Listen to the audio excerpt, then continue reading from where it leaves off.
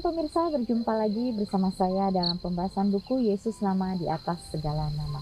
Buku ini dituliskan oleh Nyonya Ellen G. White. Buku ini menyuguhkan kepada kita bahwa Yesus adalah Alfa dan Omega, pencipta langit dan bumi, pemberi setiap pemberian yang baik dan sempurna, dan pemikul beban besar kita kepada orang-orang yang bimbang di antara kita. Dia menulis tentang seseorang yang merupakan pusat daya tarik yang agung. Kepada mereka yang hancur oleh dosa, Dia menawarkan juru selamat yang sempurna, perantara yang agung, perantara yang maha kuasa, dan kapten keselamatan kita. Jadi bagaimana Kristus memberikan kita suatu pengharapan untuk datang kepadanya, supaya kita tidak ragu lagi, supaya kita tidak bimbang lagi pada saat kita bekerja atau melayani Tuhan. Disitulah kita tahu bahwa Dialah yang akan selalu menuntun kita, memberikan kita kesanggupan, memberikan kita kekuatan. Baiklah kita mau terus datang kepada Tuhan, menyerahkan kehidupan kita di bawah kaki salibnya, sehingga Dia dapat memakai kita sesuai dengan kehendak-Nya. Pada saat ini kembali lagi saya mengundang akan seluruh anggota keluarga dan saudara-saudara semua. Kita dapat berkumpul bersama-sama. Kita akan mempelajari nasihat firman Tuhan pada saat ini, dan biarlah rencana-rencana indah Tuhan itu akan menjadi bagian masing-masing kita.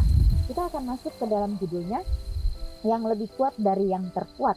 Ayatnya terdapat di dalam Yesaya 9 ayat 5, dan namanya disebutkan oleh penasihat ajaib, Tuhan yang perkasa, Bapa yang kekal, Raja damai. Kebijaksanaan Tuhan, kuasanya dan kasihnya tidak ada dibandingannya. Merupakan jaminan ilahi bahwa tidak satupun dari domba dan anak domba yang tersesat itu akan diabaikan, dan tidak satupun dibiarkan tanpa bantuan. Sebuah rantai emas, rahmat dan kasih sayang dari kekuatan ilahi disebarkan ke setiap jiwa yang terancam ini. Maka bukankah agen manusia akan bekerja sama dengan Tuhan? Haruskah dia berdosa, gagal, cacat dalam karakternya sendiri, yang tidak menghiraukan jiwa yang siap binasa? Kristus telah menghubungkan dia dengan takhta kekalnya dengan mempersembahkan hidupnya sendiri. Ya, jadi kebijaksanaan Tuhan, kuasanya dan kasihnya tidak ada bandingannya, yang merupakan jaminan ilahi bahwa tidak satupun dari domba dan anak domba yang tersesat itu akan diabaikan, ya, dan tidak satupun dibiarkan tanpa bantuan. Ya, jadi kalau Tuhan melihat kita, anak-anaknya, tadi kita digambarkan seperti domba-domba yang hilang itu. Ya, Dia tidak pernah mengabaikan kita, Dia selalu menuntun kita. Asalkan kita mau membuka pintu hati kita, sehingga Dia masuk dan kita pun dapat dituntun oleh Dia. Ya, walaupun kita sudah melakukan kejahatan sekalipun, Dia tetap mau mengampuni kita, asalkan kita mau menyesali apa yang kita sudah lakukan. Itu menjadi suatu pelajaran yang besar bagi masing-masing kita. Karena Dia datang ke dunia ini, Dia menebus akan setiap dosa umat manusia. Bukan hanya orang yang benar saja atau orang yang baik, tetapi orang yang jahat pun. Tuhan mau menuntun mereka supaya kembali ke jalan-jalan kebenaran itu. Gambaran Zakaria tentang Yesua, imam besar, merupakan perwakilan yang mencolok dari orang berdosa yang Kristus perantara agar dia boleh dibawa kepada pertobatan. Setan berdiri di sebelah kanan pembela, menentang pekerjaan Kristus dan memohon kepadanya bahwa umat manusia adalah miliknya. Oleh karena telah memilih Dia sebagai penguasa mereka, tetapi pembela umat manusia, pemulih yang lebih kuat dari yang terkuat. Ya, jadi hanya Tuhanlah kekuatan kita. Mendengar permintaan dan tuntutan setan dan menjawabnya, Tuhan kiranya menghardik engkau, hai iblis.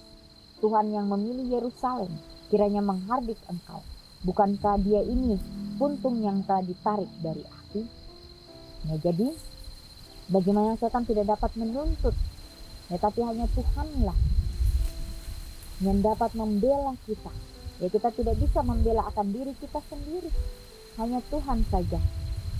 Ya, karena kehidupan kita sepenuhnya adalah miliknya, dikatakan, yang memberikan perintah kepada orang-orang yang melayaninya. Tanggalkanlah pakaian yang kotor itu daripadanya.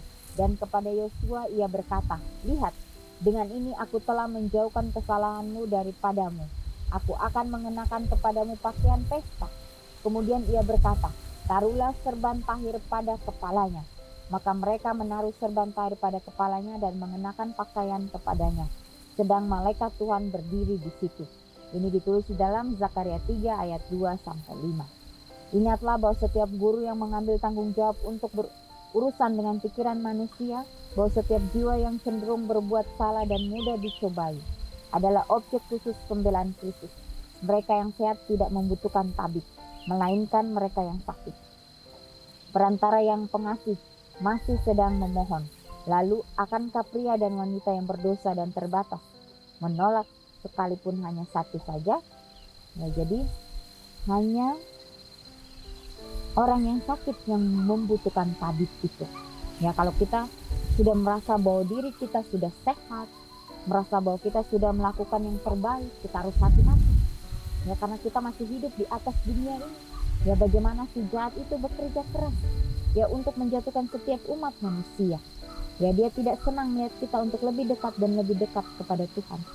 Ya, jangan sampai kita pun mengandalkan diri kita dan disitulah kita akan jatuh. Ya, baiklah kita mau mengandalkan akan Tuhan kita yang ada di surga. Dialah kekuatan kita. Ya, dikatakan yang lebih kuat dari yang terkuat itu hanya Tuhan, pencipta langit dan bumi. Renungkan lebih dalam. Apakah saya percaya bahwa Yesus bersedia membela, mengampuni, dan memperbarui saya? Inilah pertanyaan bagi kita, pribadi lepas pribadi. Ya, baiklah kita mau menerima ya akan panggilan Tuhan di dalam kehidupan kita masing-masing untuk datang kepadanya, untuk menyerahkan kehidupan kita sepenuhnya hanya kepada Tuhan saja. Apapun yang kita lakukan, baiklah kita meminta akan tuntunan Tuhan, sehingga semuanya itu akan berjalan sesuai dengan kehendak-Nya. Ya, walaupun kita masih hidup di dunia ini, ya mungkin kita diberikan tanggung jawab untuk bekerja. Ya, untuk bekerja, dan biarlah pekerjaan yang diberikan kepada kita dapat lakukan itu dengan sepenuh hati kita. Ya, melakukan dengan kejujuran. Ya, sehingga dari kejujuran itu akan membuahkan buah-buah yang baik. Ya, walaupun kita ditentang, tetapi kita tahu inilah kebenaran itu yang harus kita lakukan. Ya, Tuhan tidak menutup matanya. Dia selalu memperhatikan kita. Ya, karena kebenaran itu akan muncul seperti mutiara. Baiklah kita terus mengandalkan akan Tuhan kita yang ada di surga. Ya, ingatlah bahwa setiap guru yang mengambil tanggung jawab untuk berurusan dengan pikiran manusia, bahwa setiap jiwa yang cenderung berbuat salah dan mudah dicobai adalah objek khusus pembelaan Kristus. Ya, jadi inilah janji Kristus. Dia akan membela umat-umatnya yang mau datang kepada Tuhan, menyerahkan kehidupannya sepenuhnya kepadanya. Ya, inilah menjadi satu pelajaran bagi masing-masing kita, ya, bahwa Yesus telah datang ke dunia ini. Dia sudah menjadi teladan bagi kita. Ya, bagaimana Yesus juga hidup di keluarga yang sangat-sangat sederhana, di keluarga Yusuf dan Maria. Disitulah Yesus dilatih kehidupannya untuk mau menjadi lebih kuat, untuk mau berkorban. Ya, Yesus bekerja keras ya selama 30 tahun. Dia melakukan segala sesuatunya itu dengan penuh tanggung jawab. Ya, sehingga pada saat dia keluar, dia menjadi seseorang yang penuh dengan kemuliaan itu. Karena dia selalu meminta akan tuntunan Bapaknya untuk menjadi bagiannya. Dia mempunyai kuasa yang begitu luar biasa. Ya, tetapi dia tidak sembarangan untuk memakainya. Ada hal-hal yang Yesus dapat lakukan di dalam kehidupannya. Karena dia mempunyai hubungan yang baik dengan Bapaknya.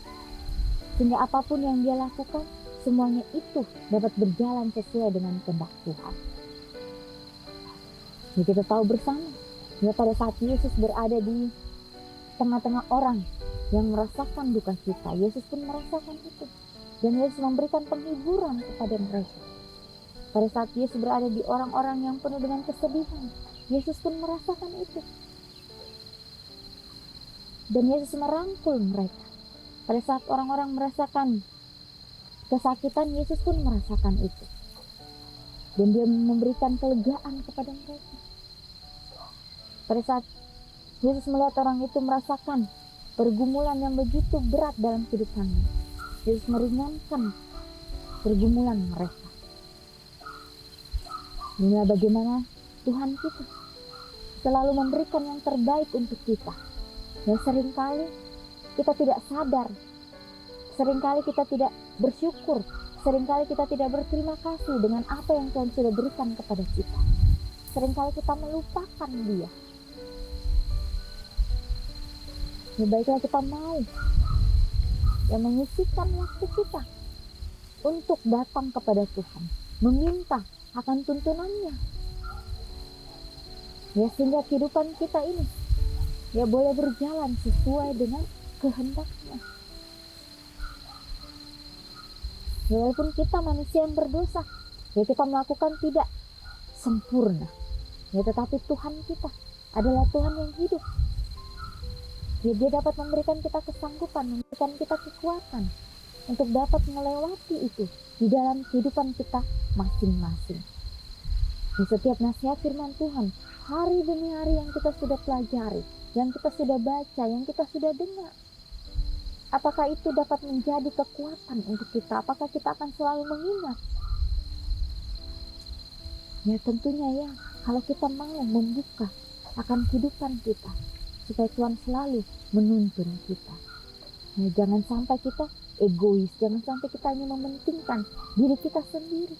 Tapi baiklah kita dapat mempunyai roh kerendahan hati itu, untuk mau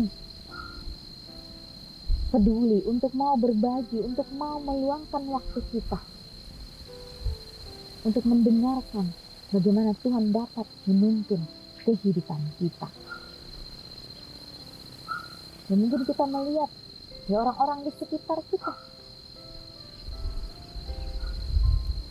Ya, masih banyak orang-orang di sekitar kita yang mungkin mereka membutuhkan pertolongan dari kita. Ya, seringkali kita tidak peka dengan semuanya itu. Ya, Tuhan sudah memberikan yang terbaik bagi diri kita. Ya, Tuhan tidak menuntut. Ya, tapi bagaimana kita sebagai ciptaannya, apakah kita mau kembali memberikan yang terbaik bagi setiap orang? Ya, sebagaimana Kristus, Dia sudah rela mengorbankan dirinya, nyawanya di atas kayu salib.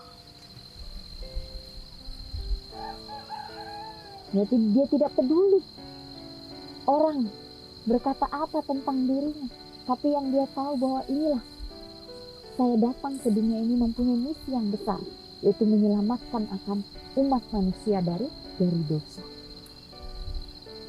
Jadi hanya melakukan apa yang Bapaknya perintahkan kepadanya. Nah, begitu pula dengan kita. Baiklah kita dapat melakukan apa yang menjadi bagian kita.